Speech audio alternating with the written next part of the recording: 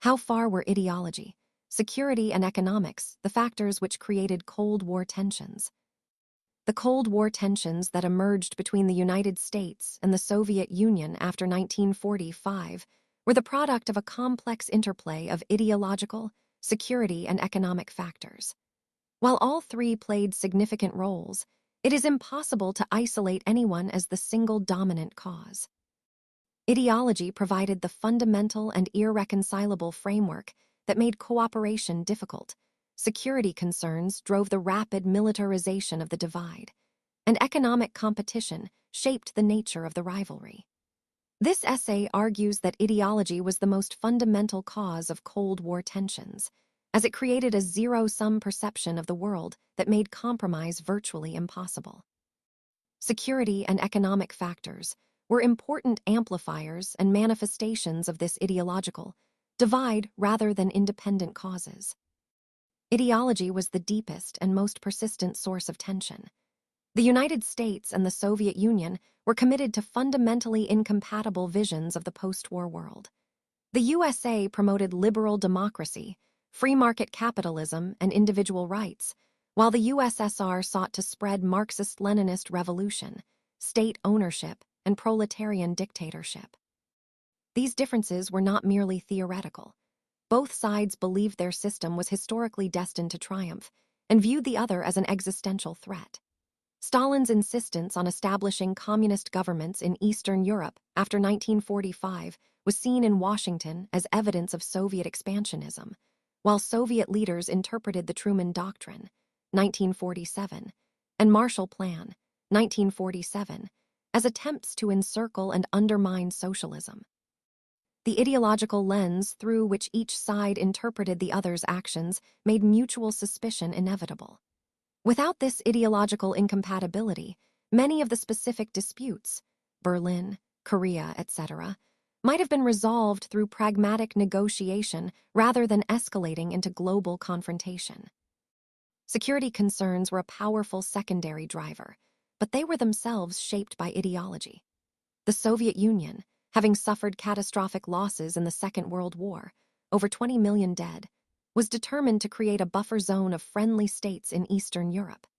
The installation of communist governments in Poland, Hungary, Romania, and Bulgaria between 1945 and 1948 was seen by Moscow as essential for national security.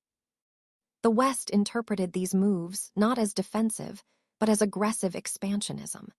The formation of NATO in 1949 and the Warsaw Pact in 1955 were both responses to perceived security threats, each reinforcing the other's paranoia. The Berlin Blockade, 1948-1949, and the division of Germany were direct consequences of these security fears. However, the intensity of these fears was magnified by ideological assumptions.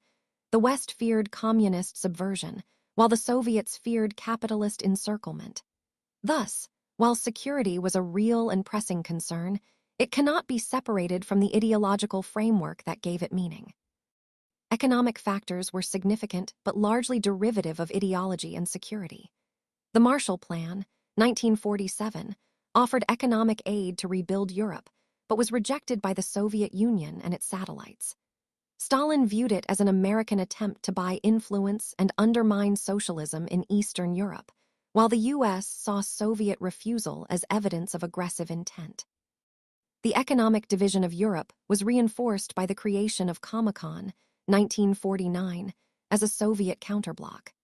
The competition between capitalism and communism was inherently economic, as each system claimed superior productive capacity. However, economic rivalry was not the primary cause of tension. It was a field on which ideological and security conflicts were played out. The Truman Doctrine explicitly linked economic aid to the containment of communism, showing that economics served ideological and strategic ends.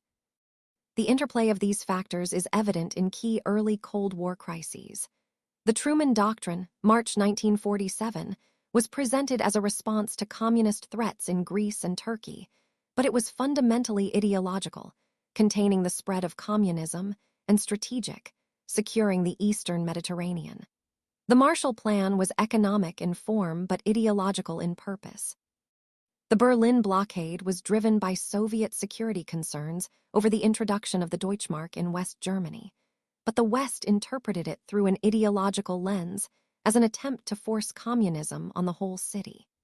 These events show that while security and economic issues were immediate triggers, they were interpreted and escalated because of underlying ideological hostility. In conclusion, ideology was the most fundamental cause of Cold War tensions because it created a zero-sum worldview that made compromise almost impossible.